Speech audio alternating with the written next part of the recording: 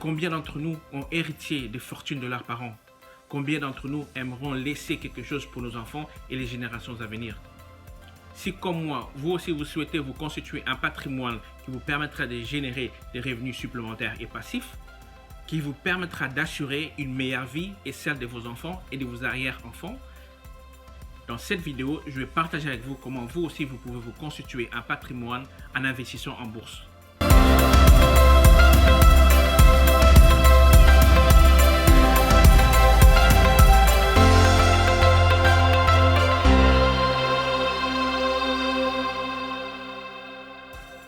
Bonjour tout le monde, j'espère que vous allez bien.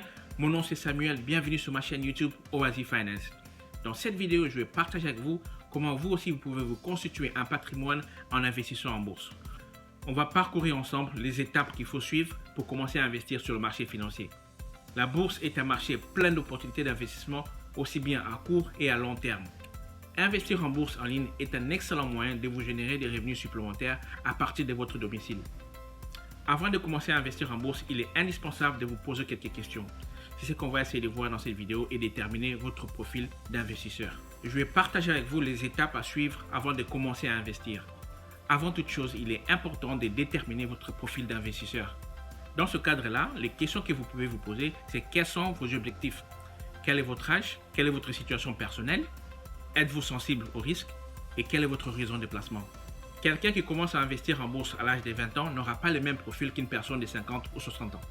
Pour la simple raison qui est, plus une personne est jeune, plus la personne est prête à prendre des risques. Et aussi, une personne qui commence à investir en bourse pendant sa carrière professionnelle n'aura pas le même profil qu'une personne qui est prête à prendre sa retraite. Par après, nous devons déterminer quel est votre niveau de tolérance des risques. Êtes-vous conservateur, défensif, neutre, dynamique ou agressif? Dépendant de votre profil d'investisseur, vous pouvez par après mettre en place une stratégie d'investissement. Dépendant de votre profil, vous pouvez par la suite mettre sur pied une stratégie qui va vous aider à atteindre vos objectifs. La stratégie que vous allez adopter pour l'investissement en bourse dépendra de votre profil et de vos objectifs. Moi, personnellement, je me focalise sur la stratégie de croissance, la stratégie des valeurs et la stratégie des dividendes. Pour la simple raison qui est, j'ai investi en bourse pour générer des revenus passifs et supplémentaires et pour faire croître mon patrimoine d'actifs. Quand vous décidez d'investir en bourse, il est possible de mettre sur pied plusieurs stratégies. Moi, personnellement, j'aime investir dans des compagnies qui ont un taux de croissance assez élevé et qui offrent des dividendes intéressants, ou dans des sociétés que, selon mes analyses, leur valeur va doubler dans les années à venir. Quand vous avez choisi votre stratégie d'investissement, il faut après déterminer les secteurs sur lesquels vous souhaiterez investir. Dépendant de votre stratégie, il y a des secteurs qui sont plus intéressants que d'autres.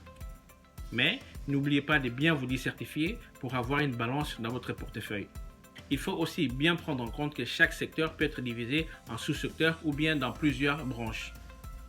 Personnellement, j'aime beaucoup investir dans le secteur financier et le secteur de santé car ce sont des secteurs qui offrent des dividendes très intéressants. La technologie et la communication aussi, car ce sont des secteurs qui offrent des taux de croissance très intéressants. Chaque secteur est différent et chaque secteur offre des opportunités que vous pouvez saisir. Après avoir déterminé votre profil, votre stratégie et les secteurs sur lesquels vous souhaiterez investir, l'étape suivante serait de déterminer un budget. Allez-vous injecter sur le marché financier une grosse somme en un coup ou allez-vous investir des petites sommes régulièrement? Dépendant de votre situation familiale et financière, vous faites déterminer par la suite quel budget vous souhaiterez investir. Il est fortement conseillé d'investir sur le marché financier seulement avec de l'argent que vous n'avez pas besoin. Simple raison qui est que vous pouvez perdre tout votre argent si vous n'avez pas suffisamment de connaissances du marché financier. Moi, personnellement, je préfère investir régulièrement. Je mets chaque mois 20% de mes revenus en côté pour investir en bourse. Dépendant de votre situation, vous pourrez déterminer le budget à investir. Ce que j'ai fait souvent aussi, c'est que les 20% de mon salaire que je vais alloquer au marché financier, je ne les investis pas aussi en un coup. Je les investis dépendant des nouvelles économiques et dépendant des volatilités sur le marché. En naviguant et en jouant avec la volatilité du marché, je peux de cette manière avoir une moyenne des prix des actions assez bas. Une fois votre budget établi, il faut par après choisir un courtier. Le courtier, c'est l'intermédiaire qui vous permet d'accéder au marché financier ou bien à la bourse. En choisissant des courtiers en ligne, vous aurez plusieurs choix. Mais il y a certains points sur lesquels vous devez faire très attention. Par exemple, les frais de courtage, l'effet de levier, la réputation du courtier. Je dois bien préciser que pour chaque transaction que vous effectuez, vous payez. Donc, vous payez des frais de courtage pour les achats et vous payez des frais de courtage pour les ventes aussi. Il y a 3 courtiers que moi-même personnellement j'utilise et je vous mettrai leurs liens. Ils offrent des frais de courtage que je trouve très intéressants. Par exemple, chez Flatex, un courtier allemand que j'utilise souvent, il n'y a pas de frais de transaction sur les actions. DEGIRO, qui est un courtier hollandais que j'utilise aussi, et là-bas, je paye 50 centimes par transaction pour les actions. Il faut bien noter que les frais de courtage diffèrent selon les actions et les instruments financiers que vous souhaitez acheter. Une fois cette checklist parcourue, il vous suffit maintenant de déposer de l'argent chez votre courtier pour commencer à investir.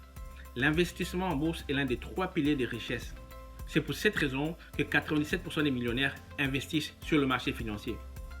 Si investir en bourse n'est pas quelque chose pour vous, faites-le pour vos enfants, faites-le pour vos arrière-enfants et faites-le pour votre nom de famille. Faites-le pour votre nom de famille pour construire des richesses pour les générations à venir. Nous sommes arrivés à la fin de cette vidéo. Si vous avez des questions, mettez-les dans les commentaires et je vous répondrai le plus rapidement possible. Si vous avez suivi cette vidéo et vous n'êtes pas encore abonné, abonnez-vous sur cette chaîne. Merci de m'avoir suivi et on se retrouve à la prochaine vidéo. Au revoir.